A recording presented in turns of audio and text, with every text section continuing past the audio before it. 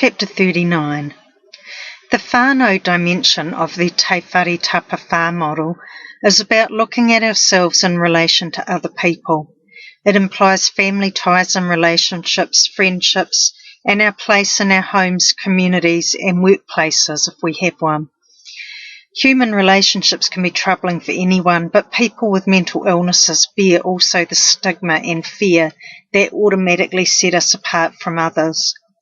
The toll of mental illness on a person's confidence and self-esteem can be devastating, making interactions with others fraught with challenges. It is all too easy to become isolated and socially excluded. It is perhaps the ultimate irony that new subdivisions built near the grounds of the now closed Ngāwhatu Psychiatric Hospital have clauses in their legal covenants excluding any type of community housing or supported accommodation, a common type of living situation for ex-patients. We really are still the undesirables. I was fortunate in the days post-Rata to be living at Mum's in a small seaside community. The beach dwellers were an eclectic mix of people who loved their lifestyles and had good friendships with each other. Neighbours would frequently call by, and no one openly judged me for how things were. They all knew I'd been in hospital and been having a rough time of things. They wanted to help. They were friendly and pragmatic, and I appreciated their open doors. Their company helped fill some of the vacuum that there was plenty of in those early days.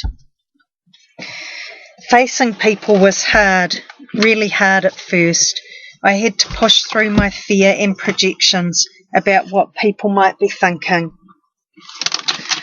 I felt humiliated and exposed, like people could see right through me. I was raw and oversensitised to detecting the slightest whiff of belittling or rejection. The neighbours didn't care about all that. They just wanted to see me get well and for Mum's life to get a bit easier. Derek, who lived over the road, was always good for a cigarette and a chat. In his 70s, he was a straight-up Southlander, a friendly old sea salt who'd seen his fair share of tragedy. He'd lost his wife and before that a son, and himself had emphysema. He enjoyed discussing a book he was reading or his family or the memoirs he was writing about his life. His little dog Dougie liked to make a fuss of visitors. I was always made welcome. Derek had worked some of his life as an undertaker, and he knew a thing or two about the rawness of human suffering. Sometimes we'd sit together smoking cigarettes on the communal seat overlooking the beach and talk about the way things were. There was a peace around this place and its people. It was a resting and healing time. The beach dwellers were into their boats. One afternoon, Robin and Phil took Mum and I out on their yacht Taka, around the sandspit and out along the coast. I was on medication up to the eyeballs, but I remember that trip as an early slice of doing something where my mental illness wasn't the focus. Another day, a group of us from the street set out in a convoy of dinghies and runabouts for a picnic over on a nearby island. Our neighbours Jane and Dick had brought along Jane's sister Sue and her young son who was severely autistic. Derek had brought his son Laurie, who was debilitated with epilepsy and had recently had his driver's licence taken off him. It was a revelation to me to lift my head up and notice that other people had big stuff going on in their lives and with people they loved. It wasn't just happening to me. This was life on life's terms, and you just got on with it as best you could. The Browns were the best neighbours I could have asked for.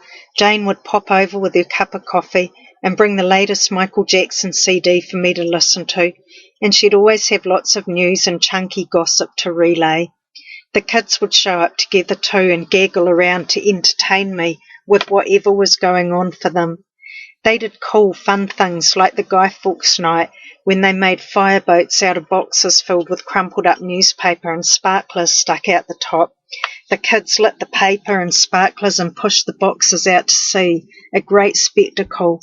They were healthy and happy and knew how to have fun. I had a lot to learn.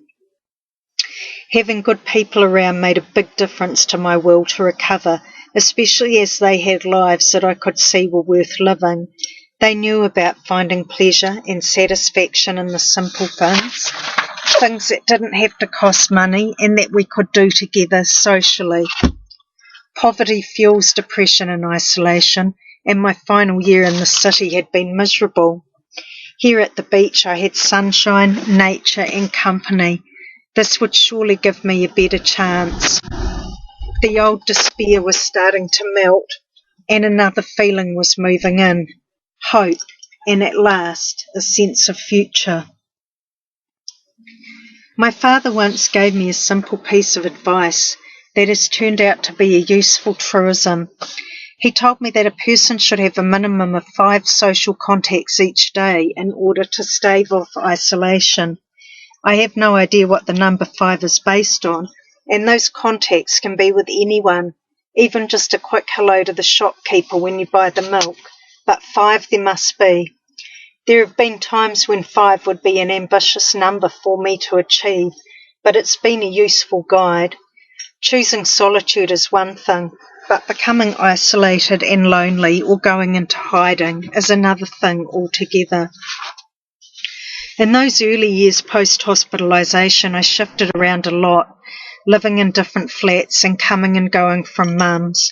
I was getting by, and I was getting some of my independence back, but I wasn't really able to bring much to communal living. I'd got out of the habit of sharing responsibilities or even having any. I couldn't deal with any kind of conflict and still wasn't cooking. I wasn't much of a catch. The year Nana died, I moved into a flat with some dope friends of mine. This was my first experience of going flatting in a group since I'd got sick. We smoked a lot of dope together. The knives went on with the first morning coffee and stayed on much of the day. We ran little dealing operations out of my wardrobe. I wasn't much of a dealer though. I usually took more for myself than I actually managed to sell.